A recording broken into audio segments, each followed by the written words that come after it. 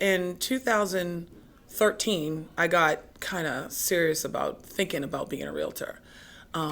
It came up years ago, and my son was young, and it just wasn't a good time to go for it. So in 2013, somebody told me about Keller Williams, and I wanted to know more. And I said, okay, that's it. I'm biting the bullet. I'm going for it because all this time being in corporate and selling pharmaceutical sales or selling pharmaceutical drugs, and then also medical equipment after that, I thought I really don't want to work for anybody else. I don't want to make them rich. I want to help other people and also help my family more because I have more freedom. I said, let me do it. So I paid for the class. I got in at the last, like I was the last one in the class. I'm like, please let me in this class. And he let me in the class. And I really had a great experience. And I said, this is for me. From there, I went and took the test. I was nervous as heck. But I realized, well, wait a second, I know this stuff. The biggest thing is the trickiness in the questions. So all I got to do is get that down. And I practice taking the tests, just the practice tests. And it just felt good. I passed the first time, and I'm like, I feel like I'm supposed to be here.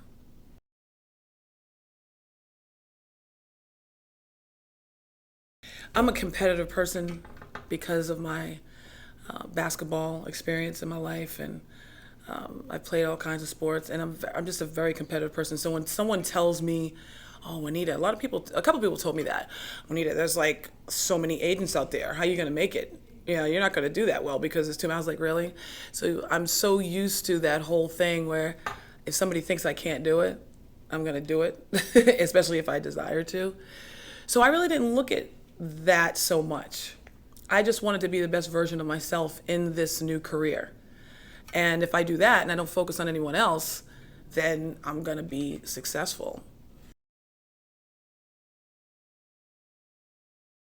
Really, in the beginning, it's really learning the process.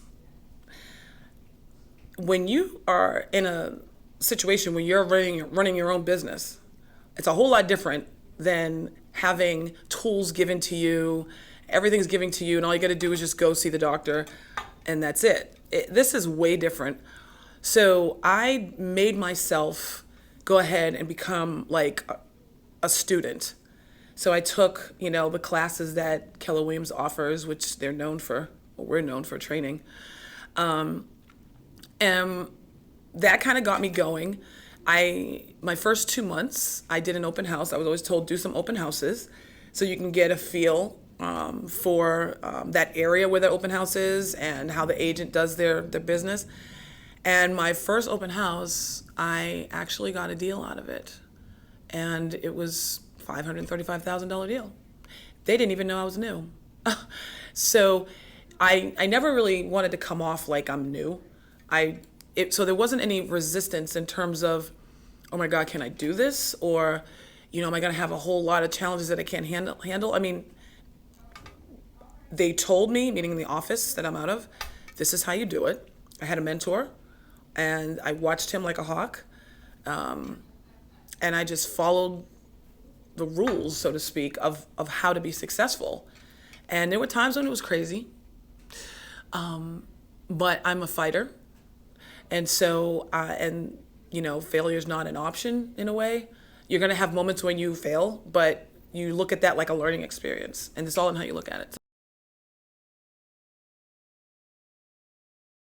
The challenging part is when you ask a buyer exactly what they want.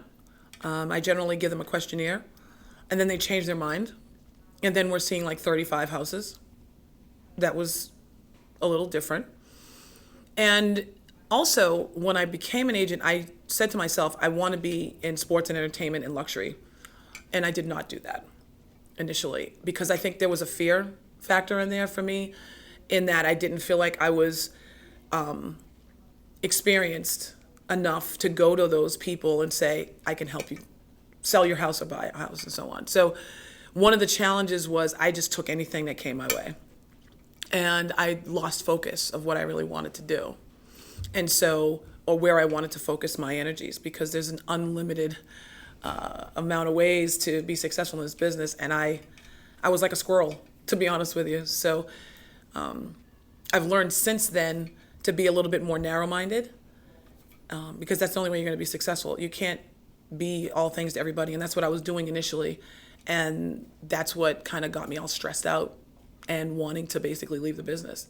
So it wasn't the business that made me want to leave the business. It was how I was being in my business that made me want to leave.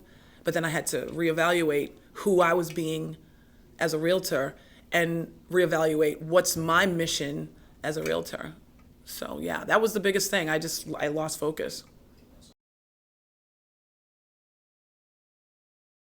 Creating a life by design, which I got that term from our bold business objective, a life by design. So that was really an eye opener when I went to that class, because I'm like, wait, I can create my life. It's like, wait a minute. So what I dream of doing is based on who I'm being. So I desire to be of service to as many people as possible, and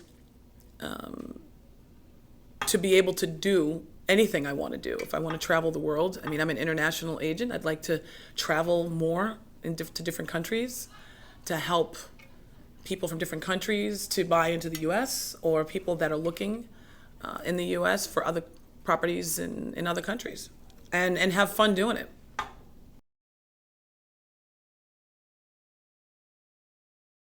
Is to make an amazingly positive impact on people that don't realize their power. We all come with the same stuff. And I've learned to go within more. And I've been a very wired person in my life, and just going nonstop. And I've learned to just stop. And so a lot of people don't realize the power that they have, or the potential that they have to be whatever it is that they desire to be. So I want to be the example of the potential that they have, and show them you have this. And by doing something like becoming a multi-million-dollar real estate agent or real estate consultant, and when they ask me, how did you do it? And I'm going to say, well, it starts with being. It starts with being that which I've already said I wanted to be, by carrying myself a certain way. And so a lot of children, specifically, a lot of them lose their dream. And even adults, we lose our dream. And I want to help, and I desire strongly to help people realize that whatever it is you want, you can absolutely have it. Because nobody's better than you. You have it all. That's really the impact I want to make in this life, to as many people as possible.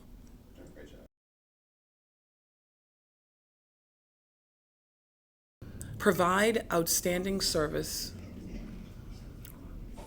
and help them accomplish their goals, whether it be to buy, sell, or invest. Really listen. My brand stands for, it's basically a win-win situation. If I win and they don't, that's not good for me. I'm a team player that comes from playing basketball in my life and teaching kids how to be a team player. So when I work with my clients, my brand should say, she's a winner and she helps us win. We work together. She listens well.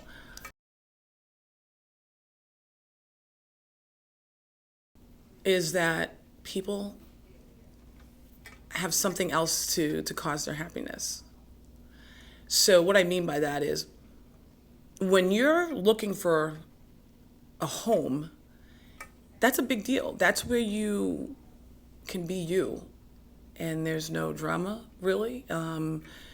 It's your little world within this world. And so my goal is to make sure that people feel like, you know what, she gave her all for us, and she cared. And it's not just a transaction, it's a relationship. Relationship means a lot to me. And it's important for the relationship to be strong.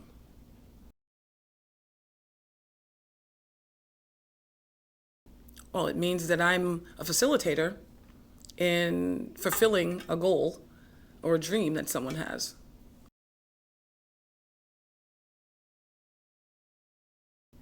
I used to think it was something outside of myself. And quite frankly, it's not. I'm the biggest obstacle to myself, to my reaching my goals.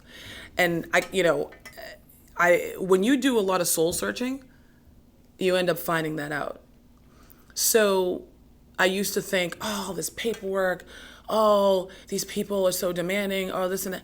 No, no. One of the biggest things that I look forward to doing is being a better listener. And when I listen versus hearing, because there's a total big difference between hearing something and listening. Because you can listen and you could be deaf and still listen. And I'm blessed with the ability to hear, so then I even have more of an opportunity to listen.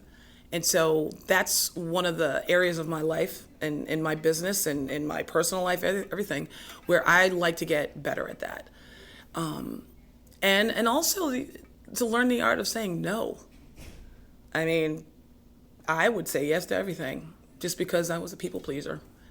And I love, people, but I love myself too. And not to be selfish, it's just that I have to make sure I learn how to create boundaries.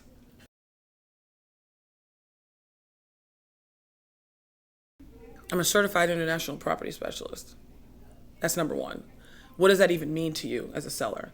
That means that I can and will market your properties on the international MLS. And also, it'll be marketed in 19 different languages. Actually, 18. 19th is like British or something. But that's one reason. Number two is being a global property specialist means that you, especially if you're really into it, that means that you have a ton of connections all over the world. I have over 3,000 high producing agent relationships across the world. And when I tell a seller that here's the difference between me and someone else, when they hear that, it's like, oh, wait a minute, tell me more about this international stuff, And I'm like, oh, I'll be glad to. And I show them my marketing plan. And my marketing plan is a 3-tiered marketing plan. So we get into all that, all the different things that I can do.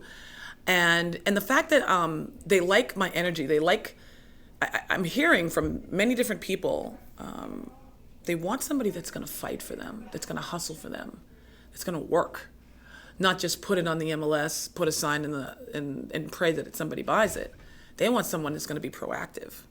And so that's another differentiator for me. The fact that I have those resources as an international luxury agent is amazing. And then on top of that, I've got luxury agent contacts as well because I'm a luxury agent. So utilizing all those resources in that international world and all the different websites that I can market to, as well as the different languages that they can be converted into, is a big, big, big differentiator for a lot of people.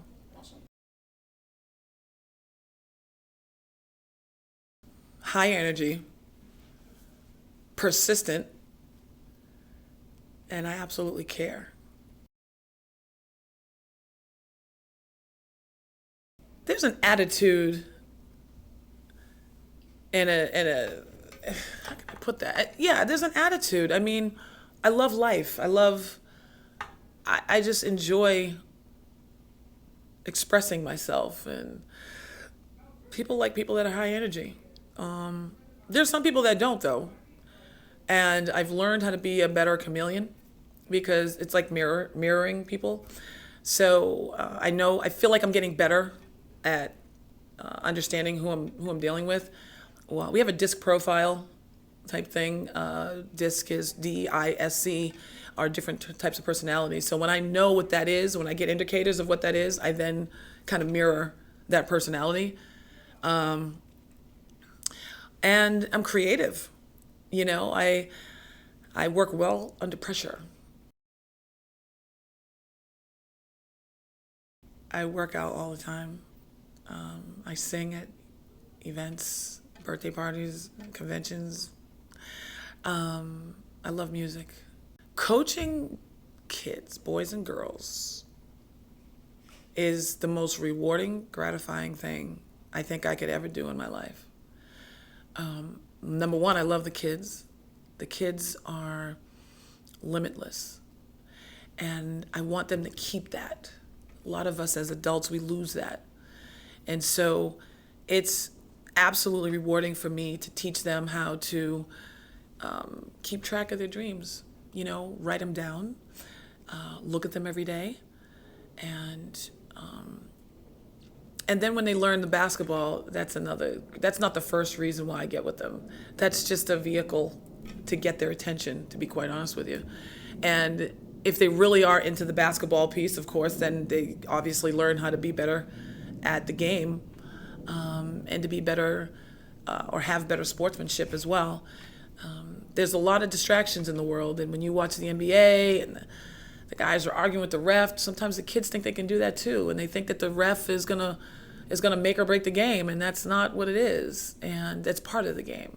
So really, it's 5 against 7 sometimes with the two refs, and sometimes it's not. So just teaching them life lessons through a sport, and how relative the things that you go through in a sport are also similar into what you go through at home or in school or in your summer job or whatever.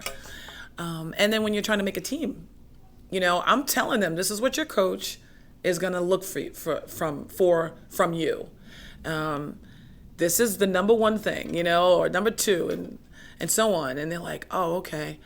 And just giving them pointers. I didn't have that when I was a kid. I mean, I grew up playing basketball out in the street with the guys.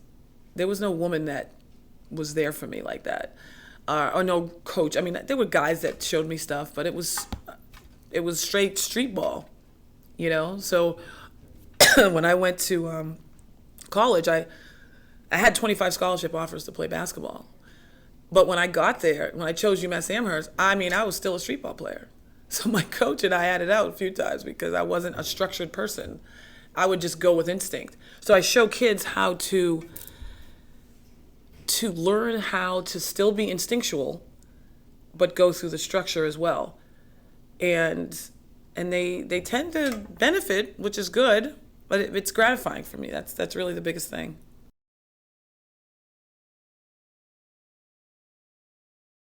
Capping means that you give Keller Williams X amount of dollars, and then you're at 100% after that for your year. Okay, so your year starts, for me, it starts June. So let's say I cap in September. The rest of the year to June, the next June, I'm 100%. That's a big thing for me because you strive for that. Once you do it, you're going to want to do it all the time. And generally, you end up doing it all the time because you're increasing your business. So therefore, it's almost inevitable unless you become dormant for some reason.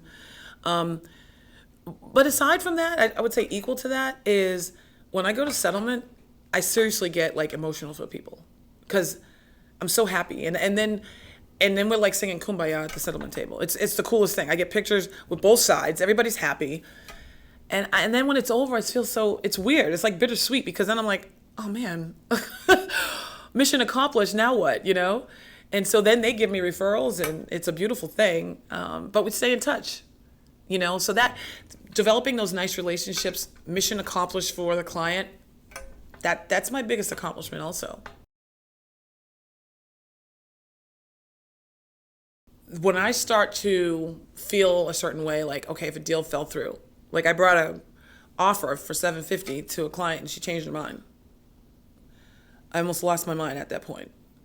So I said, okay, let me look at this a little differently. When she's ready, she'll let me know. I'm not going to harp on that, on the loss. I'm going to move forward and find the solution. So I'm becoming more solution oriented. It gets challenging sometimes But it's rewarding when you get past certain things and you're like, I'm not changing. I'm not changing my career because an obstacle came. I'm going to soar like an eagle because an obstacle came. So, I almost look at obstacles now as opportunities on some level. I look at everything like it's basketball. Like, for instance, I get a client. I'm trying out for the team at this point now. So I get the client. I'm letting them know everything that can be done for their house to sell or for a buyer to be able to get a house. Once I get their buy-in on that, which is real, I'm not faking it, then it's like game on. Let's go. And it's like I'm on the court, and the goal is to get the ball in the hoop. Well, the goal is to get to settlement. And so that's exciting to me.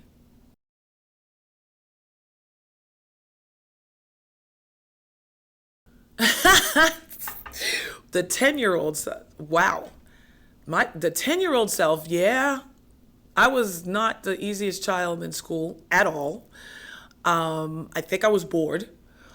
My grades were fine. I just was a problem child because I was always doing something outside of what I'm supposed to be doing.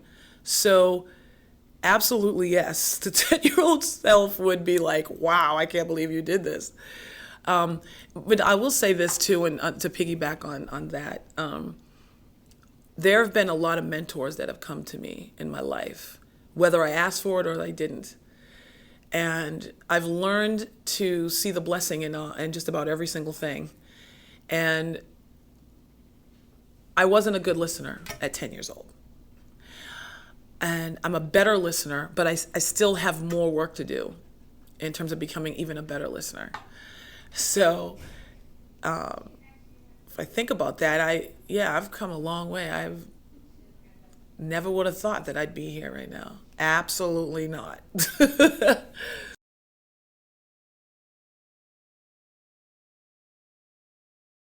When I first heard about it, I said, I got to do this. And then I sat there and I'm like, wait a second. In order to be successful, according to the top agents, was to have client parties and spend some money on stuff. So I'm thinking, oh my God, I don't have all that money to do that. So then I thought, I can get sponsors. And I did. So there was that thing that got in the way initially. And then I said, there's got to be a way. That's where the persistence comes in. Like, I'm not going to just stop because someone says, well, you don't have the money to do it. I had an agent, right? A top agent that came to me when I told him I had a high-end property. He goes, why don't you just let me sell it? And I'll give you the referral fee. Now, mind you, he's done a lot of luxury properties. I'm like, no, I'm going to make this work. And thank you. But I studied a lot of the high-end agents and the habits that they had. And success is about the habits in a way. You know, you can have bad habits and good habits. And so you have to recognize the bad habits that you may have and turn them around and stay consistent. And so because I know that it's easy for me to meet people, my whole thing is if you have a pulse and give me eye contact, we're going to have a conversation. It doesn't necessarily have to be about real estate, but we're going to have a conversation. And we're going to get to know each other on some level. And so anyway, yeah, it was an obstacle initially, or it was something that kind of held me back initially when I first got into global luxury. But I thought about it. I was like, wait a second. I'm not any smarter than anybody else, and they're not any smarter than me. It's all about execution and focusability. Not in that order, but focusability and then execution. And so that's a decision that you have to make. That's it.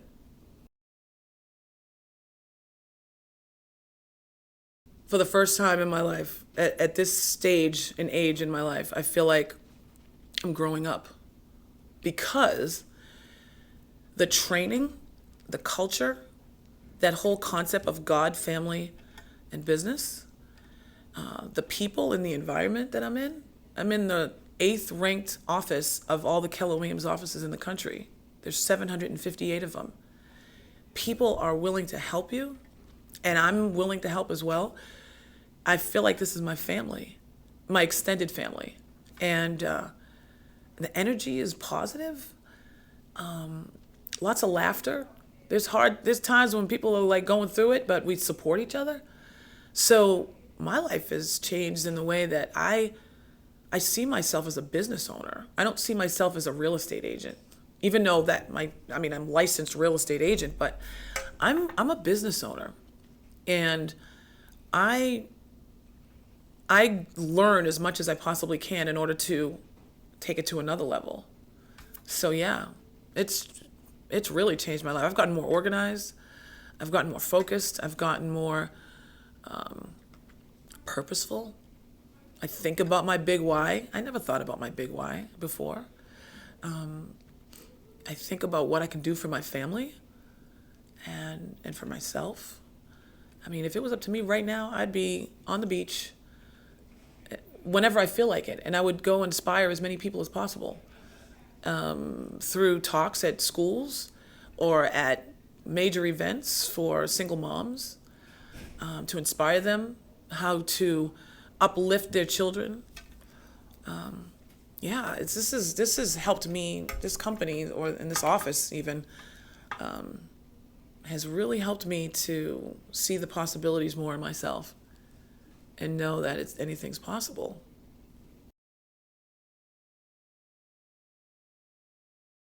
My name is Juanita Matthews. I am a global property specialist and luxury agent for Keller Williams Realty Center in Columbia, Maryland. My phone number is 410-802-5820. My website is Juanita, that's Juanita, isglobal.com. I have two websites actually, so it's juanitaisinternational.com as well. And I'm on all the major social media websites as well. Instagram is Juanita Speaks. I do my little videos on there, and my Twitter account is @NitaWorldwide, and Facebook is JuanitaIsWorldwide.com.